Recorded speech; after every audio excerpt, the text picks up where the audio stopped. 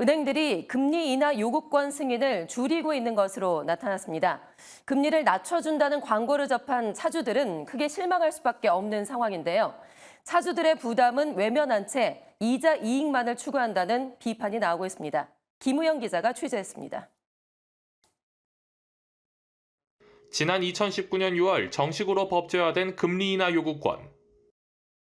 말 그대로 금융 소비자가 취직과 소득 증가 등을 근거로 금리를 낮춰달라고 요구할 수 있는 권리를 말합니다. 고금리 상황에서 차주들의 부담을 덜어줄 것으로 기대되지만 정작 수용률은 높지 않은 것으로 나타났습니다. 은행연합회에 따르면 4대 시중은행들의 지난해 하반기 기준 신용대출 금리 인하 수용률 평균은 약 32.7%. 신청한 차주 10명 중 3명 정도가 승인되는 것인데 이마저도 반기를 거듭할수록 소폭 하락하고 있습니다. 인터넷 은행들도 금리 인하 요구를 거부한 비중이 높은 것으로 나타났습니다.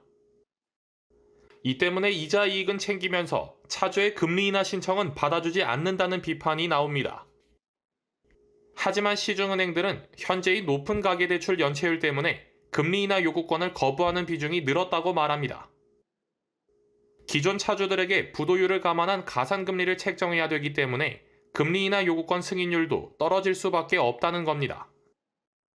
일각에서는 금리 인하 심사에 대한 일괄적인 채점 체계가 없는 것도 저조한 수용률에 영향을 미치고 있다고 지적합니다. 다만 금융권 공통심사가 불가능할 경우 대환대출을 더욱 활성화하는 방법으로 차주들의 부담을 덜 수 있다는 의견도 나옵니다. 코어링 시스템 자체가 이제 내부의 비밀 정보이기 때문에 이거를 공유해서 점수한다는 것은 조금 현실적으로 어려운 것 같아요. 그런 대환대출 같은 것들 강화된다라고 그러면 이제 은행 간의 이자 경쟁이라든지 이런 것도 좀 부추길 수 있는 측면들도 있어서 소비자 입장에서는 좋은 측면이 있지 않나라고 생각은 합니다. 금융당국은 지난해 2월 해당 제도의 실효성을 높이기 위해 평균금리 인하폭을 공개하는 등 개선 방안을 시행했습니다.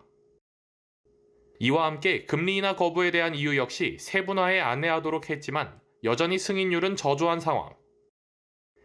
기준금리 인하가 지연되며 올해도 은행권의 높은 이자 이익이 예상되는 가운데 차주들의 부담은 당분간 지속될 전망입니다. 매일경제TV 김우현입니다.